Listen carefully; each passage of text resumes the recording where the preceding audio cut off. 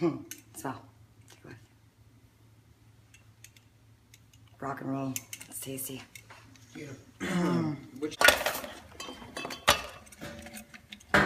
gonna start with small quantities first because the wax takes a little bit to melt.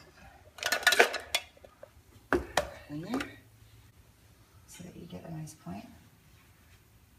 We're gonna give this another stir so it'll start to melt and kind of glob together. So you kind of stir it up and helps it melt a little bit faster.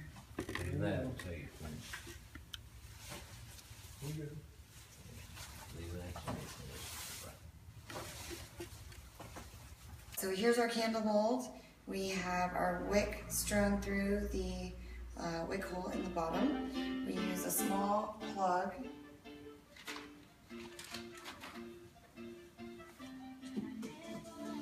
It just looks kind of like a golf tee actually. And you fit it in with the wick to plug the hole so wax doesn't pour out the bottom and make a big mess. And then we take one of our little tools here. And after the wick tab has been strung on, you wrap the wick around. They sell these. I made these out of copper wire that I salvaged from my wiring job in my new store. So you can pretty much use anything as long as it's straight. Chopsticks will work great. Copper wire, anything that just basically holds the wick in place where it needs to be and holds the top. Hang the wick tab off the end there so it doesn't get in your way. And then you set it down. I use a metal grate so that with the wick plug, you're able to still get a nice even pour without having to worry about, your mold tipping over when you actually add the wax in. You want to keep your temperature in the 150-ish range. You don't want to go too much higher than that. It just ends up being really, really difficult to work with and it doesn't cool down as quickly. So we have here 100% locally gathered beeswax from Waialua, Hawaii. And it's this beautiful, wonderful, like golden amber color. That is exactly what natural beeswax should look like. It has a really good aroma. And we'll take this over and pour wick tabs in all of the ones I'm pouring into. Awesome.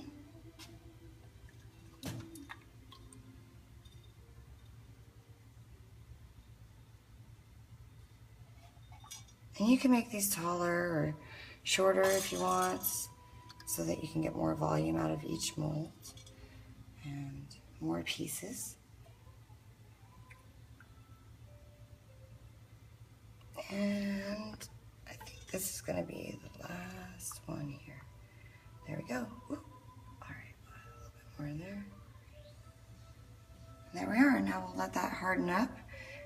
Most times it will shrink back a little bit from the mold once it cools, and sometimes what you'll do is you'll pop some air bubbles out of it and make sure that it settles nice and evenly, and we just wait. These are the candles that we poured last night.